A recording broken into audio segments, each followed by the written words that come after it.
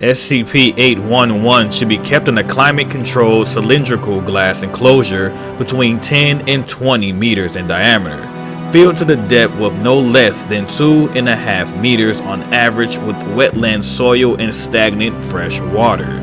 It is to be furnished with a variety of aquatic plants from its native swamp as the remaining vegetation there has exhibited the adaptation to regrow quickly from injuries endured during contact with SCP-811 as long as the roots are undamaged. Logs of manageable size and additional humus-rich soil may be provided for good behavior. Water depth is not to exceed half a meter at its lowest point. Height of the enclosure must be no less than 5 meters above the highest soil point. Temperature is to be kept at 25 degrees Celsius and humidity should be kept above 70%. There is to be a decontamination airlock chamber between the door into the enclosure and the door into the rest of the facility. Air that is ventilated into the enclosure should not be recirculated back into the rest of the facility under any circumstances. The methane resulting from SCP-811's normal interaction with its environment is not anomalous and may be bottled for use as fuel. No heated elements or open flames are permitted inside the enclosure. The enclosure must be tested daily for pH and microbe levels in both the soil and water, as well as for changes in chemical composition. Enclosures should be cleaned bi-weekly, preferably by D-Class personnel. All discarded waste should be put in quarantine for analysis before disposal by standard biohazard protocol. Subject is to be given at least 5 kilograms of live food 24 hours after its completion of its previous meal.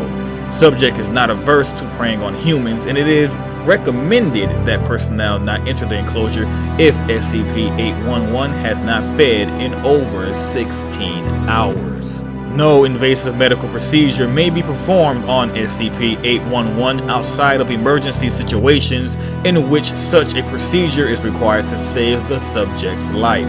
Minimally invasive procedures require review and unanimous approval by SCP-811's assigned medical team and the current project head. All requests by the subject are to be reviewed by both an overseeing animal enrichment specialist and at least one Level 3 personnel before approval, and the review should not take more than 48 hours, unless exceptional circumstances dictate otherwise. While SCP-811 is not generally aggressive unless it feels hungry or threatened, all handling personnel are to be cautioned that this is still an optimistic ambush predator, and safety precautions must still be taken to avoid possible injury or infection. All personnel entering the enclosure must wear full-body, non-organic biohazard suits and breathe masks, and must be in groups of at least 2. No personnel are to enter the enclosure if they have open wounds or sores anywhere on their body. Those suffering from asthma or other respiratory affecting conditions are prohibited from entering the enclosure without a signed note from a physician with Level 4 security clearance.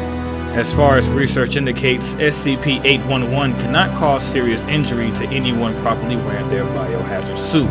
Anyone who removes any part of their biohazard suit while still in the enclosure for any reason at all will be subjected to disciplinary action, up to and including reassignment to a project that would not be adversely affected by their status as an amputee.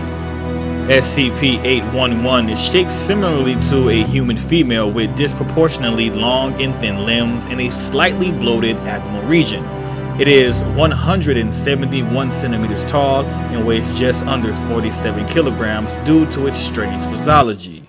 Its skin has slight abrasive properties and is a mottled green color that serves to camouflage it among the reeds in its natural habitat. Its sweat has been observed to act as a mild skin irritant. It has extremely oily black hair that has proven to be resistant to cleaning with conventional shampoos. It shows partial compensation of human language, consistent with case studies of feral children that had been abandoned at a few years old instead of as infants.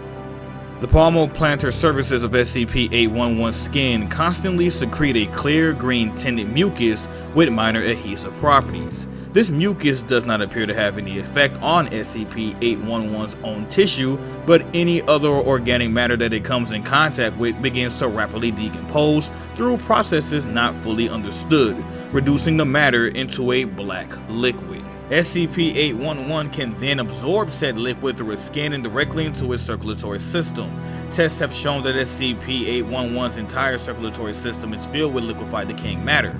Biopsies taken from SCP-811 have shown the presence of anaerobic bacteria in all examined cells, which, due to the apparent lack of anything resembling functional red blood cells in the subject, are currently presumed to be what SCP-811 uses to metabolize the chemicals in its circulatory system. SCP-811 does not defecate or otherwise produce feces in the traditional sense, and entirely lacks a small and large intestine. Instead, circular waste and substances SCP-811 is unable to metabolize collect in what is, anatomically speaking, its stomach.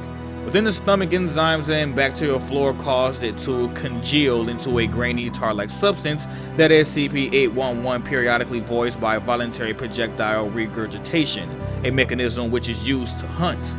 It preferentially aims at the face or at a perceived open wound on its target, then waits for the target to die of either immediate asphyxiation by blockage on the mouth and nose, or in a few days of multi-systematic failure resulting from aggressive bacterial infection. Prognosis for personnel who have had contact with SCP-811's waste through a mucous membrane or open wound is good if broad-spectrum antibiotic therapy is begun in the first 3 hours, but then rapidly declines.